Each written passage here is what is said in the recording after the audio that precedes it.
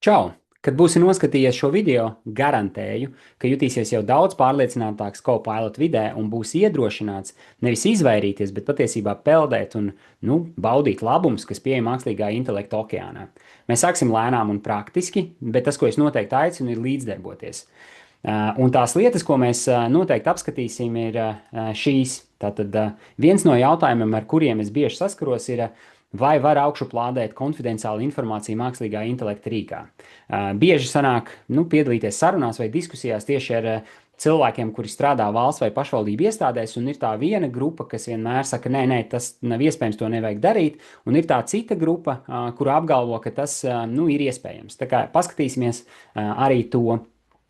Tas, ko mēs vēl noteikti izskatīsim, ir, kādi ir šie pamatiestatījumi, tā lai tu varētu šo savu Copilot vidi padarīt sev draudzīgāku un gūtu no tās lielāku labumu. Mēs iziesim cauri tādiem konceptiem kā uzvedņu galerija, kā iebūvēti aģenti. Mēs sapratīsim, kādas ir versiju atšķirības pavisam īsumā. Un, protams, būs gana daudz šo praktisko piemēru, lai tu iegūtu šo garšu un sajūtu, ko tad īsti var izgūt no šī mākslīgā intelekta rīka Copilot. Tā kā sacīt, laižam uz priekšu. Tas, ko es aicināšu darīt, ir pirmkārtām atvērt M365 Cloud Microsoft chat vidi, vai arī to pašu var darīt Teams vidē. Tāpat pastāv iespēja tie, kuriem no jums, piemēram, ir uzinstalēta Copilot desktop aplikācija, arī tur var piestartēt savējo Copilotu. Un tā saite, ko tu redzi uz ekrāna zemāk, tā ir saite, kas ir pieejama, kur ir pieejams Copilot privātām vajadzībām, vai privātpersonas arī tur to var izmantot. Tur ir daudz un gana jaudīga funkcija, ko katrs no mums var savā ziņā privātā kārtā iegūt, tāpat kā šī meklēšana, mēs varam tur arī attiecīgi mācīties, mēs varam šo rīku nodrošināt saviem bērniem, lai arī viņi varētu attīstīt šīs prasmes, bet šī video būtība nav par to. Tā kā veram vaļā šo M365 Cloud Microsoft chatu, kur mēs maz pa mazītiņām iesim cauri un darbosimies. Tātad veru vaļā. Šī čata vide man ir atvērta. Un tagad uzreiz tā iziesim cauri tiem galvenajiem konceptiem. Kā tika solīts, tātad pirmais jautājums ir par to, drīkst vai nedrīkst kopēt šo konfidenciālo informāciju mākslīgā intelekta rīkā. Tātad, ja gadījumā tu esi viens no tiem, kura organizācija darbojās Microsoft ekosistēmā, ar to saprotot, ka ikdienā dokumenti ir pieejami SharePoint vidē, OneDrive vidē un tam līdzīgi, tas mans ieteikums un patiesībā tas, ko var darīt, ir noteikti nevajag baidīties kopēt informāciju, kas tostarp ietver šos konfidenciālos datus, kam dēļ. Tāpēc, ka šeit var redzēt, ka Microsoft apsola, dod šo garantiju, ka šie dati, jeb tie vaicājumi, ko tu iekļauj šeit Copilotā, viņi netiks izmantot, lai trenētu citus modeļus. Īsumā rezumējot, ja gadījumā kaut kas aizies pa pieskari, tad tas aizies pa pieskari patiesībā globāli, bet tīri no savas puses, tev nevajadzētu satraukties par to, drīkst vai nedrīkst šos materiālus vai informāciju kopēt iekšā Copilot. Es zinu, ka Latvijā ir organizācijas, kuras ir integrējušas, piemēram, OpenAI komerc risinājumus, bet atkal mēs šodien vairāk tieši pievēršamies Microsoft Copilot videi. Tās citas lietas pie iestatījumiem ir, ka tu droši vari paspēlēties arī ar šiem modeļiem. Kā var redzēt, te ir automātisks, te ir ātrā atbilde, padziļinātā domāšana. Automātisks nozīmē, ka sistēma pati izdomā, kuru no modeļiem izmantot, lai sniegtu atbildes uz taviem pieprasījumiem. Zem sadaļas More mēs varam redzēt, ka Microsoft izmanto tos pašus jaudīgos OpenAI modeļus, kas patiesībā ir pieejami izmantojot chat GPT. Bet, kā es smējos, tad Microsoft patiesībā ir vairāk vai mazāk tajā daudzsievības modelī kur viņi izmanto ne tikai OpenAI modeļus, bet tāpat ir Anthropic, tāpat ir vēl daudzi desmiti un simti, kas ir pieejami caur Microsoft Foundry vidi. Citi iestatījumi, kas varētu likties tev interesanti, ir piemēram, kā nomainīt šos te, kā personalizēt šo te Copilot vidi tieši priekš tevis.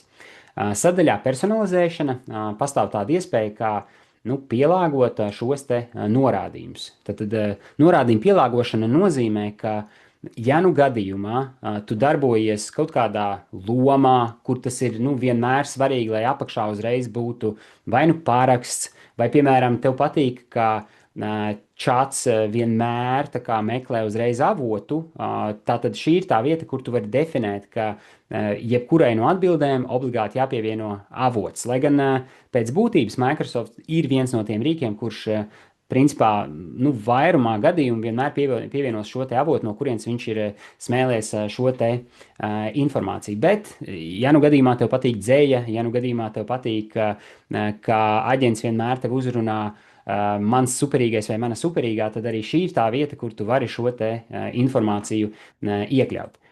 Pie personalizēšanas te ir arī šīs te saglabātās atmiņas, tātad te var redzēt, ko laika gaitā Copilots ir vai uzkrājis par tevi, vai ko tu esi dalījies, un tu ik pa laikam, ja vēlies, tu vari šo te informāciju dzēst, labot un tam līdzīgi.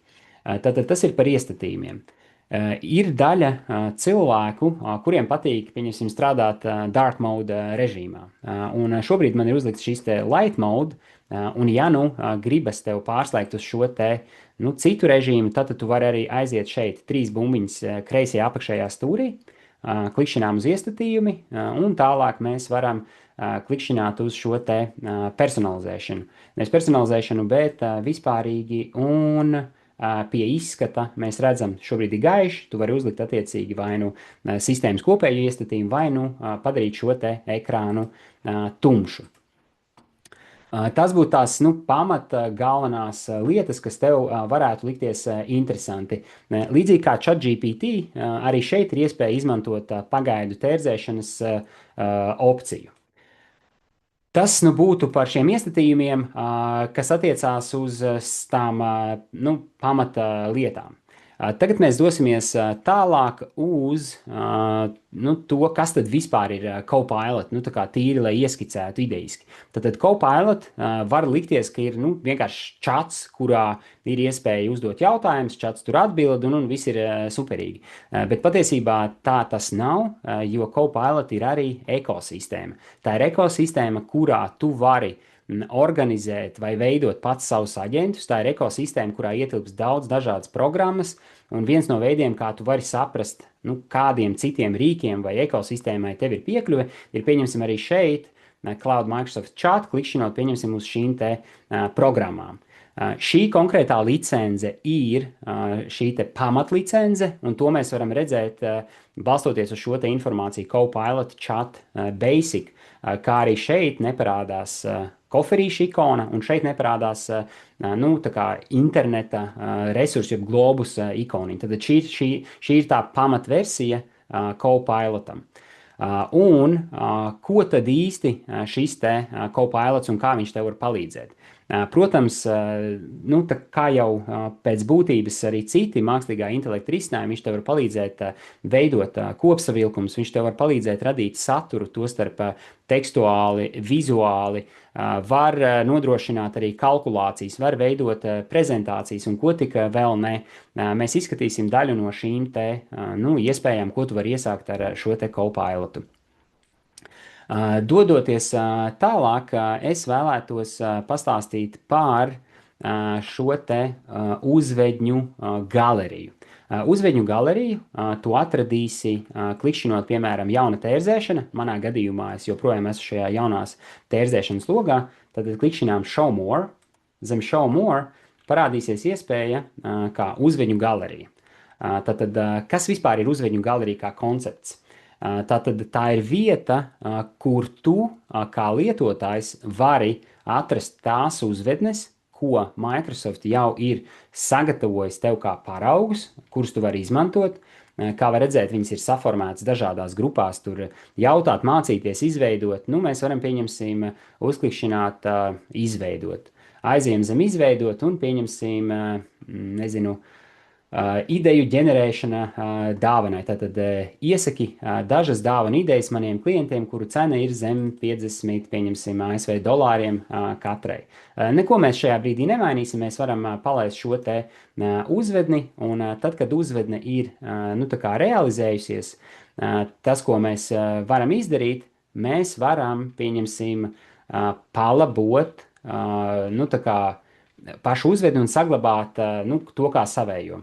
Uztaisīsim to kā piemēru. Ziņas par Rīgu šonedēļ. Tāds varbūt tās mazliet muļķīgs jautājums, bet tas nav tik būtiski. Es vēlos parādīt, kādā veidā mēs varam saglabāt šo te uzvedni. Tad, kad uzvedne ir izpildījusies, mēs varam uz tās uzklikšķināt. Šeit uzbraucot, tad atrod ziņas par Rīgu šonedēļ, un šeit parādās tāda opcija kā kopēt, tāda opcija kā rediģēt un tāda opcija kā saglabāt uzvedni. Ja mēs klikšķinām uz saglabāt uzvedni, tad nu, parādīsies opcija, ka es drīkstu nu, šo te uzvedni pieglabāt priekš nu, nākotnes. Klikšķinot saglabāt, es varu redzēt, ka tā uzreiz nu, tā kā, nu, atradīsies arī uzvedņu galerijā. Un tad konceptuāli uzvedņu galerijā pastāv iespēja atrast jau tās gatavās uzvednes, kas jau tur ir bijušas, un pievienot arī savējās. Un pievienojot savējās uzvednes, pastāv iespēja ne tikai pašam tās izmantot, bet uzvednes var arī nu, nošērot, padalīties ar kolēģiem. Idejiski, piemēram, jūs strādājat, nezinu, komunikāciju departamentā vai juridiskajā departamentā, un jūs esat atraduši veidu, nu, kā optimizēt, nezinu, piemēram, kā analizēt līgumus daudz ātrāk. Piemēram, ir izveidot uzvedne, kura daudz ātrāk spēj saprast, vai līgums atbilst uzņēmuma nu, tā kā nosacījumiem, organizācijas nosacījumiem, vai tur ir jau uzreiz kaut kādi sarkanie karogi, kas liecinās to, ka nu, nav ok šāda tipa līgumu parakstīt. Nu, un jūs, kā šīs organizācijas darbinieks, varētu mierīgi padalīties ar šo te uzvedni ar citiem kolēģiem, lai viņiem nevajadzētu nu, pašiem domāt, kā tad nu, rīkoties, nu, kā meklēt vai risināt šāda veida jautājumus. Protams, tam var izmantot arī iebūvētos aģentus, un tas pat būtu ieteicamākais risinājums, bet to, kā veidot aģentus, esmu apskatījis citā video. To var mierīgi atrast arī šajā YouTube kanālā. Par uzvednēm tas īsumā būtu arī viss, bet viena lieta ir, ka mēs varam attiecīgi meklēt vai radīt uzvednes. Otra ir saprast, kā tieši vai kāds ir optimālais veids, kā uzvednes tiek gatavotas Microsoft vidē. Es ticu, ka daļa no jums jau ir dzirdējuši, ka vienmēr ir jāpiešķir šī te loma, nu, veidojot šos te promptus, bet nesenos pētījumos ir pierādīts, ka lomas piešķiršana nu, nav tā, ka uzreiz garantē, ka šis te rezultāts būs kaut kādā mērā labāks, un Copilot vidē, jeb Microsoft vidē, veids, kā viņi iesaka veidot uzvednes, ir, ka ir jābūt attiecīgi šim te mērķim, kontekstam, avotam un ekspektācijām. Es domāju pie sevis, nu, kā lai vieglāk atcerās šos te elementus un beigās saliekot šos te nu, vārdus kopā, man sanāca tāds jēdziens kā meka, jeb mērķis, ekspektācijas, konteksts un avoti. Tas nozīmē, ka nākamreiz, kad gribēsies saprast, nu, kas būtu vai kādai būtu jāizskatās ideālai uzvednei, tad var atcerēties vārdu meka, nu, un tad varbūt tās uzreiz vieglāk, nu, tā kā atmiņā attausīs, kam tad ir jābūt šajā uzvednē. Bet labā ziņa ir, ka var arī nedarīt to, jo Microsoft vidē ir pieejams rīks, kas saucās tā kā Prompt Coach, un tas ir viens no iebūvētajiem aģentiem, kas tostarp ir pieejams šajā Basic, jeb Copilot visiem versijām. Kā mēs varam šo te konkrēto aģentu pievienot? Mēs varam klikšķināt uz visi aģenti, tad klikšķinām uz visi aģenti. tajā brīdī, kad visi aģenti ir nu, parādījušies, jūs varat redzēt, viena lieta ir tie, kas jums jau ir izveidoti aģenti. Ja gribas saprast, kā veidot labus aģentus un kādi ir aģentu lietošanas piemēri, droši noskaties to citu video, bet mēs šobrīd vienkārši pievienosim nu, to aģentu, ko Microsoft jau piedāvā visiem lietotājiem. Tātad te jūs redzēsiet, ka ir aģenti, kas ir Frontier aģenti. Šie aģenti nebūs pieejami šajā pamata versijā. Tas nozīmē, ka Frontier ir nu, tiem, kuri izmanto šo te paplašināto licenci, bet Prompt Coach, kā var redzēt, uzreiz ir šeit pieejams. Mēs varam klikšķināt uz šo te Prompt Coach, un attiecīgi mēs tālāk, manā gadījumā ir atvērti, jo man šis aģents jau ir pievienots pie maniem nu, tā kā manā aģentu bibliotēkā, savukārt jūsu gadījumā vienkārši būtu jāpievieno. Klikšķinām uz šo te Prompt Coach, un mēs varam notestēt, kā tad darbojās šis te nu, aģents, un vai tiešām viņš nu, piekop šo te meka principu. Man ir sagatavota uzvedne, tātad uztaisi man pētījumu par Latvijas jauniešu panākumiem sportā starptautiskajā vidē. Nu, un tagad paskatīsimies, kā tas veidosies. Sagatavo labu uzvedni. Tātad skatāmies, kas notiek tālāk. Liels kartur, tu vēlies uztaisīt pētījumu par Latvijas jauniešu. Tātad, lai varu izveidot galīgo uzvedni, man vajag no tevis tātad mērķi, kontekstu, avotus un sagaidāmo formātu. Ja formāts ir tās pašas ekspektācijas. Tas nav tik būtiski šajā gadījumā, ko es tur salieku, jo es vienkārši vēlējos parādīt, ka pastāv divas iespējas. Viens ir, ka jūs mēģināt paši veidot šīs te uzvednes. Otra opcija ir vienkārši ļauties šai te iebūvētā aģenta maģijai un, nu, principā izsekot līdzi šiem te soļiem. Pētījums universitātes projektam, lai būtu. Tālāk mēs attiecīgi skatāmies, kas tur vēl trūkst, kādi avoti. Tātad avoti es varu izdarīt tā, ka es jaunāko publisko informāciju, kā jau es minēju, tas nav vispār būtiski, izmanto. Klikšķinām, un tālāk, kas vēl man pietrūkst, tātad galīgais prompts ir gatavs, nu un tad attiecīgi universitātes pētījumam uzdevums izveido akadēmisku pētījumu, avots, sagaidāmais formāts, papildu prasības. Tātad tas, ko es iesaku arī darīt, tad, kad šis te gala prompts, jeb uzvedne ir gatava, nekādā gadījumā nemēģiniet viņu nu, startēt tepatās šajā te logā. Jo šis te aģents, viņam ir specifiska loma, viņš ir patiesībā uzvedņu ģenerators. Un, lai šis te konteksta loks nu, ir tāds svaigs, labāk nu, klikšķināt uz jaunu tērzēšanu, un tad attiecīgi tur var palaist šo te aģentu darbībā. Mēs nesagaidīsim rezultātu, jo šī nav nu, šī video tā kā būtība skatīties, kā veidojās pētījumi. Tātad esam izskatījuši šo te nu, uzvedņu galeriju, esam izskatījuši vienu no iebūvētajiem aģentiem. Pie iebūvētajiem aģentiem jūs pamanīsiet, ka daļa ir pieejama tikai paplašinātai licencei, daļa ir pieejama arī standarta licencei, jeb tai basic, kas ir visiem pieejama. Un tagad nu, ļausimies paskatīties, ko vēl un kā nu, attiecīgi Copilots var jums palīdzēt ikdienā. Kā piemēru, es esmu izvēlējies šo te failu. Šeit ir fails tāds, tūlītās jūs redzēsiet, kad es palaidīšu promptu, un tas, ko es vēlos, lai sistēma izdara, uztaisi OCR. Tātad, kā jūs varat redzēt, šeit ir bilde, kas ir nu, tādas varbūt vidējas kvalitātes, un es mēģināšu nu, panākt to, lai Copilots manā vietā nu, rada šo te nu, tekstuālo formātu, jeb Optical Character Recognition. Tātad sapratu, gribu, lai no šīs fotogrāfijas izvelk tekstu OCR un tā tālāk redzamais saturs. Labi, un skatāmies, kas tur sanāk. Sistēma vēl darbojās, tātad kā turpināsim? Uztaisi man uz ekrāna tabulu, ja? Tātad tas ir tas, ko es vēlos šobrīd. Lai no šīs te bildes parādās tabula. Tātad varam redzēt, ka tava tabula ir sakārtota, numurs, vārds, uzvārds un tam līdzīgi. Un tagad mazliet abstrahējoties no šī te konkrētā piemēra, tikpat labi var gadīties situācija, ka jūs esat organizējuši kādu pašvaldības pasākumu, vai jums ir, pie jums ir nonākuši kāda veida dokumenti, kurus ir nepieciešams vienkārši kaut kādā mērā uzlaust.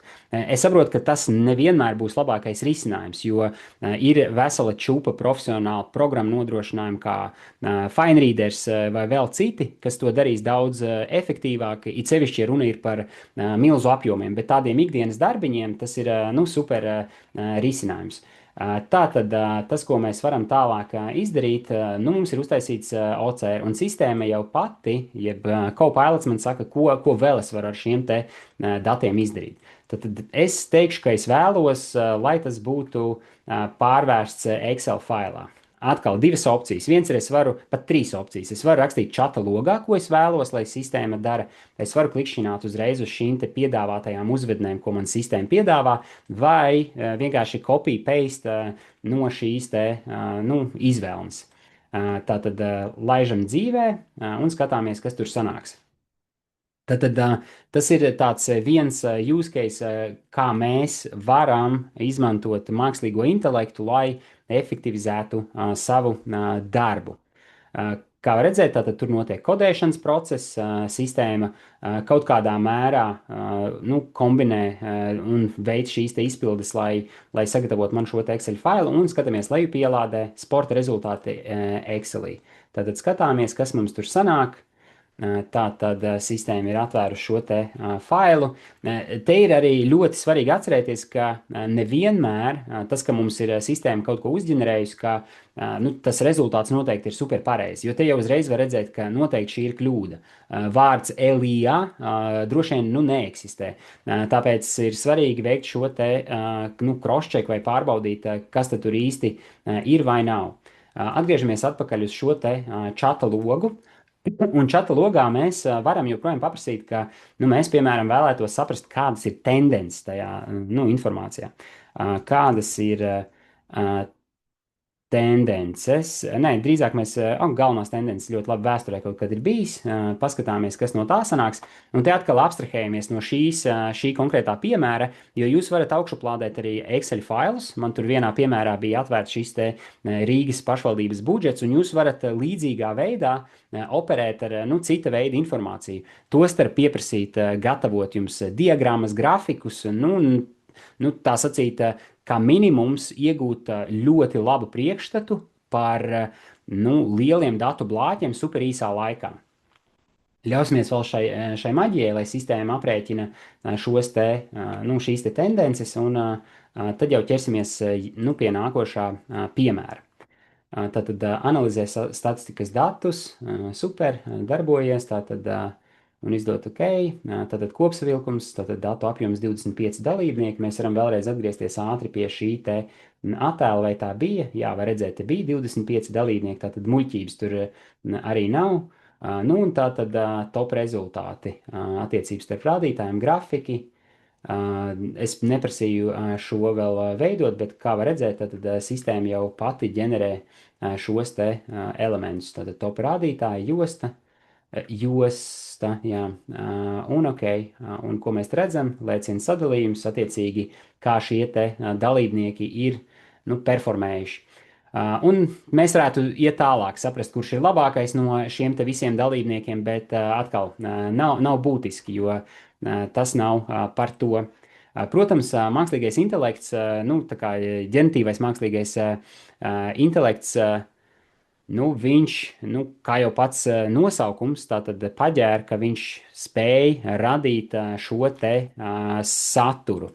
Un paņemsim atkal jau citu gatavu uzvedni, klikšķinot atkal uz jaunu tērzēšanu, sagatavo 10 idejas, kā Mārpas pašvaldība var veicināt veselīgāku dzīvesveidu piekopšanu, balstoties uz citu valstu pieredzi, meklē jaunas idejas. Man iepriekš bija šis te automātiskais režīms, bet es, piemēram, tagad gribētu, lai sistēma padomā ilgāk, respektīvi, lai šī te analīze būtu dziļāka. Tad es varētu klikšķināt uz šo te padziļināto domāšanu, bet atkal, lai nekavētu jūsu laiku, es to nedarīšu un atstāšu automātisko opciju. To mēs varam darīt. Un skatīsimies, kas no tā visa sanāks. Tātad veselīgo skolu standarts, ok, tas ir piemērs no Argentīnas, un kas te vēl ir par piemēriem Māru Pai, es tā biju rakstījis Māru Pai, nu redz, kļūdiņa tur var redzēt. Tātad kaimiņu veselības vēstneši, garstāvokļa un mentālās veselības mēsli un kas tik vēl ne. Pie šī konkrētā piemēra mēs atgriezīsimies vēl mazliet vēlāk, lai parādītu jums vienu fantastisku funkcionalitāti, bet dosimies attiecīgi tālāk. Iedomāsimies situāciju, ka ir atkal iznācis jauns likumdošanas vai nu akts vai likums, un mēs gribētu kaut kādā veidā ātri saprast, par ko šajā dokumentā, vai kāds ir galvenās izmaiņas. Tas, kā mēs varētu rīkoties, ir, pieņemsim, arī atveram vaļā šo te jauno tērzēšanu, un man te ir kā piemērs atvērts, pieņemsim, grozījuma trauksmes celšanas likumā. Es paņemu Ctrl+C, aizeju uz šo te čata logu, klikšķinu, un attiecīgi es vēlos, tā kā saprast, sniedz man apkopojumu 10 teikumos maks. Ja? Protams, var rakstīt uzvednes arī daudz labāk. Es izmantoju šeit saīsinājumus un skatīsimies, vai sistēma spēs nodrošināt šo te atbildi. Tad šeit ir apkopots ar grozījuma trauksmes celšanas likumā. Tātad precizē to, tātad ar jēdzienu nelabvēlīgu seku radīšana. Principā, idejiski jūs sapratāt, ka iznākot likumiem vai, pieņemsim, ja jūs startējat konkursos vai projektu pieteikumos vai gatavojat dokumentāciju, un tajā brīdī, kad jums ir jāsāk vispār gatavot projekta iesniegumu dokumentāciju, tā vietā, lai ņemtu un lasītu 40 vai 60 lapu garus palagus svešā mēlē, jūs varat paņemt šo te dokumentu, augšuplādēt. Un dokumentu augšuplāde var notikt šeit caur pievienot saturu vai izmantojot drag and drop principu.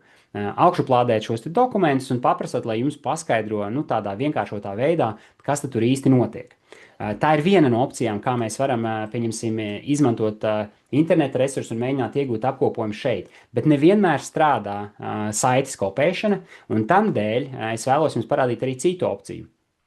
Tad, piemēram, Latvijas vēstneša gadījumā šeit ir iespēja atvērt publikāciju PDF formātā, jo veicot šo te gatavošanos šim ierakstam, es mēģināju, lai mana sistēma iedod apkopojumu, bet sistēma atdeva paziņojumu, ka viņi nespēja nolasīt šo te likuma LV tā kā versiju. Es uztaisīju no tā, vai atvēru vaļā šo te PDF dokumentu, un tad, kad man šis te PDF dokuments ir atvērts, jūs pamanīsiet, ka Copilots ir pieejams arī šeit, lapas augšējā labējā stūrī.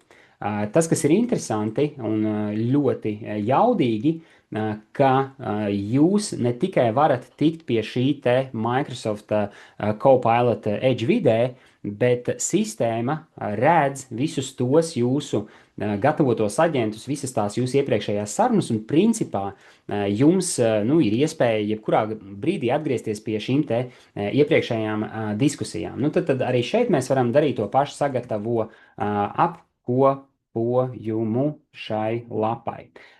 Šo es jums rādu, lai demonstrētu, ka ja gadījumā jūs nebūtu devuši Copilot piekrišanu skatīties jūsu ekrānu, kas ir Microsoft Edge vidē, atšķirībā no privātpersonu režīma, sistēma neļauj ieskatīties tīri tajos visos failos, ko jūs esat atvēruši. It īpaši šeit Microsoft Edge vidē, un jums ir jādod piekrišana, ka jūs ļaujat sistēmai, lai viņa nolasa šo te ekrānu. Ja gadījumā citreiz, kad jūs esat Microsoft Edge vidē, un jūs vienkārši sakat, paskaidro man, kas tur notiek, un sistēma saka, ka viņa nevar palīdzēt jums ar to, tad visdrīzākais izaicinājums ir tajā, ka jūs neesat pateikuši, ka ir dota šī piekrišana apskatīt jūsu ekrānu.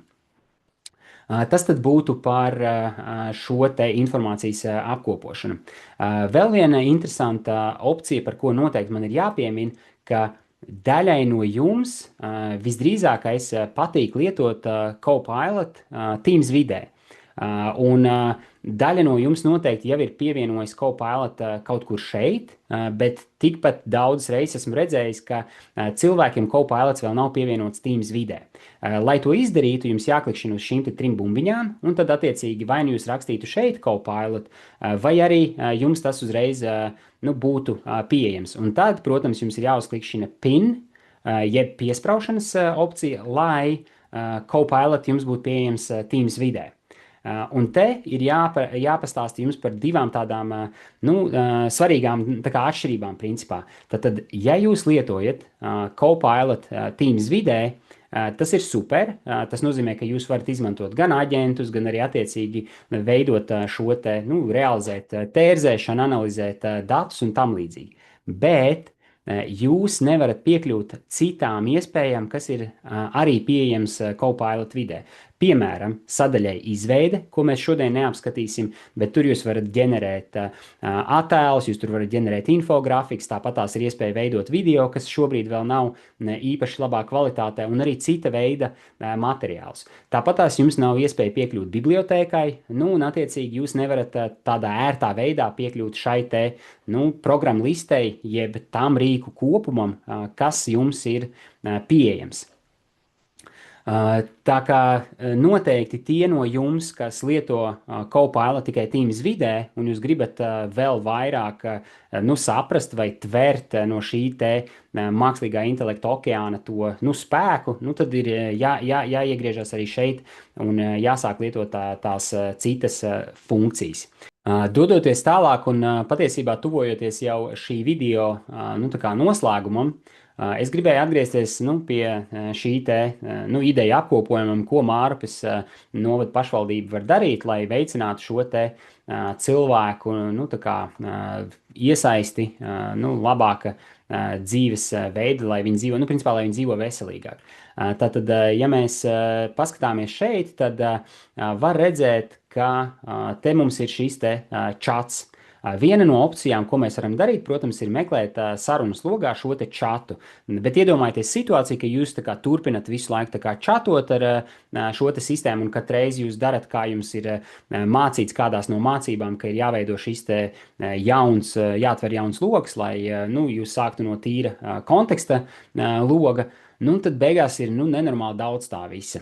Ja jūs zināt, ka tas, pie kā jūs strādājat, noteikti jums būs vajadzība kaut kādā mērā atgriezties, tad tas, ko var izdarīt, ir šeit apakšējā daļā, tad, kad jūs esat palaiduši savu uzvedni, parādās tāda iespēja, kā atvērt, jeb rediģēt to rezultātu Pages funkcionalitātē. Tad klikšķinot šo te zīmolīti, tas saturs, kas tika izveidots, viņš tiktu ielādēts Pages, jeb tādā papildu produktā, kas ir arī daļa no Microsoft Copilot risinājumiem. Un man būs atsevišķi video, kur es pastāstīšu par funkcionalitātēm, ko tieši ar Pages var iesākt, bet tā pamatbūtība, ko es vēlējos paskaidrot tieši šajā brīdī, ir tas, ka tad, kad jums šis te dokuments ir, vai rezultāts ir saglabāts uz Pages, jūs vienmēr viņu varēsiet atrast bibliotēkā. Tātad aizējam uz bibliotēku, un attiecīgi bibliotēkā jūs redzēsiet, ka jums ir pieejams šis te dokuments, pie kura jūs varat atkal un atkal atgriezties. Un gadījumā, ja tas vairs nav nepieciešams, jūs to varat mierīgi, protams, arī dzēst. Un tāds kopsavilkums šim visam, atgriežoties pie prezentācijas, ir, es vēl gribēju jums ieskicēt par to, kas vispār nodrošina šo te maģiju, vai kā tas viss darbojās Copilot ekosistēmā vai Microsoft vidē. Microsoft runā par tādu jēdzienu kā WorkIQ, jeb tādu inteliģences slāni, tādu iekšējo smadzeni, kura patiesībā virza, jeb spēja realizēt tās visas jūsu ieceres, kas ir maksimāli pielāgotas tieši tam, kā jūs strādājat ikdienā ar šo te mākslīgā intelekta risinājumu. Un šim te WorkIQ ir vairāki slāņi. Tātad viens ir tas, ka pats Copilot, jeb Microsoft Copilot ir multimodāls, tā kā risinājums. Tas nozīmē, ka tur nav tikai pamatā OpenAI, tur ir arī daudz citi modeļi, kā mēs iepriekš jau runājām. Un tad, protams, tajā vidē ietilpst aplikācijas, bet tas, kas jums ir jāsaprot, ka jo vairāk jūs strādāsiet ar šo te rīku, jo vairāk tas spēs saprast, ko tieši jūs no šīs sistēmas vēlaties. Kā piemērs varu minēt no savas dzīves, ir kaut kādu vienu laiku es diezgan aktīvi lietoju šo rīku, un es visu laiku tā kā prasīju, ka man vajag gan vienā valodā, gan arī citā valodā, un tad, principā, man sāka parādīties vienmēr uzvedne, tā kā apakšējā daļā, vai es vēlos to arī valodā, kas bija poļu tajā konkrētajās situācijās. Tad sistēma pielāgojas, un ir tāds kā jūsu, foršs kolēģis, kurš, vienmēr grib jums izdabāt un mēģinās radīt vai patiesībā arī rādīt tās visas funkcijas vai iespējas, pēc iespējas pielāgotas jūsu pagātnes darbībām. Un kā pēdējie ceļvārdi no manas puses ir tāds, ka patiesībā tie pamata principi ir pavisam vienkārši. Ja gadījumā jūs tikai sākat šo te visu darbošanos ar Copilot, tad atceramies par šo te prompt galeriju. Prompt galerijā jūs varat redzēt visas tās uzvednes, ko jau sistēma ir piedāvājusi, un jūs varat ar tām spēlēties. Tāpatās noteikti ir svarīgi atcerēties, ka eksperimentēšana šīreiz ir tā situācija, kur jūs varat darīt daudz un visu kaut ko, un ļaunumu jūs visdrīzākais nevienam nespēsiet nodarīt. Protams, ja vien jūs šo informāciju nesāksiet izmantot kaut kā, kas ir ārpus ierastajiem rāmjiem.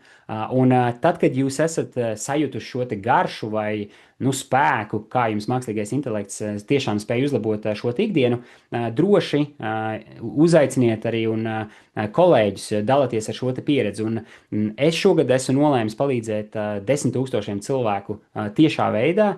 Ja šis video tev likās kaut kādā mērā noderīgs, droši iesaki kolēģiem, lai arī viņi var saprast, kā mākslīgais intelekts var viņiem palīdzēt ikdienā.